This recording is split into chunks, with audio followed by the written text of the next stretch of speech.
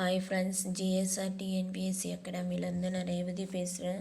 இப்போ வந்து lab assistant exam 2021 வர்றதா வந்து நமக்கு தகவல் கிடச்சிருக்கு.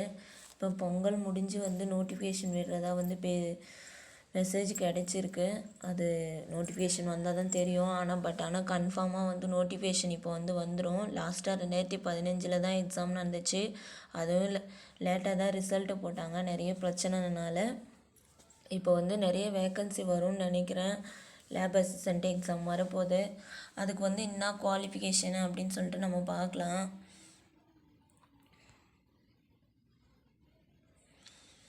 குவாலிஃபிகேஷன் வந்து 10th பாஸ் தான் வந்து குவாலிஃபிகேஷனு. டோட்டல் மார்க் எவ்வளோ அப்படின்னு பார்த்தீங்கன்னா 150 கொஷின் இருக்கும். ஒரு கொஷினுக்கு வந்து ஒரு மார்க் இருக்கும்.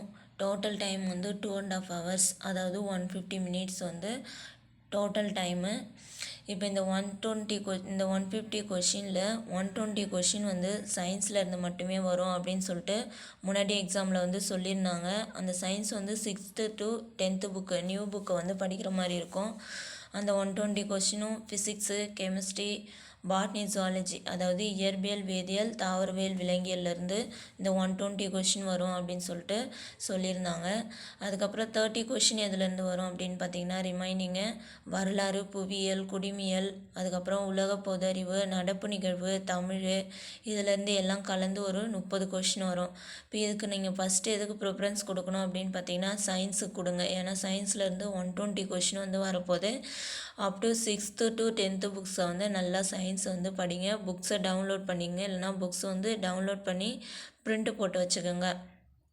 அது வந்து ரொம்பவே முக்கியம். புக் மெட்டீரியல் கையில் இருந்தாலே நம்ம பாதி படிச்சிட்டோன்னு அர்த்தம். கண்டிப்பாக படிச்சிடலாம். கண்டிப்பாக இந்த வாட்டி லேப் அசிஸ்டன்ட் எக்ஸாம் வந்து வரப்போகுது. அப்புறம் பார்த்திங்கன்னா இதில் வந்து நெகட்டிவ் மார்க்ஸ்லாம் வந்து எதுவும் கிடையாது. கொஷின் பேட்டர்ன் எப்படி இருக்கும் கொஸ்டின் பேப்பர் அப்படின்னு பார்த்தீங்கன்னா தமிழ் அண்ட் இங்கிலீஷில் டிஎன்பிசி கொஷின் பேப்பர் எப்படி இருக்குமோ அப்படி தான் தமிழ் அண்ட் இங்கிலீஷில் வந்து இருக்கும். ஏஜ் லிமிட்டு முன்னாடி என்ன கொடுத்துருந்தாங்க அப்படின்னு பார்த்தீங்கன்னா வெறும் 10th வரைக்கும் முடித்தவங்க ஓசி கேண்டிடேட்டாக இருந்தால் 30, அதே எம்பிசி பிசி கேண்டிடேட்டாக இருந்தால் வந்து 32, எஸ்சி எஸ்டி கேண்டிடேட்டாக இருந்தால் 35 to 58 கொடுத்துருந்தாங்க. இப்போ நமக்கு நோட்டிஃபிகேஷன் வந்தோடனே நான் எல்லாத்த பற்றியும் வித் நோட்டிஃபிகேஷனோட டீட்டெயிலாக போடுறேன். இப்போ நீங்கள் படிக்க ஸ்டார்ட் பண்ணுவீங்கன்றதுக்காக தான் இந்த ஆடியோ வந்து கொடுக்குறேன்.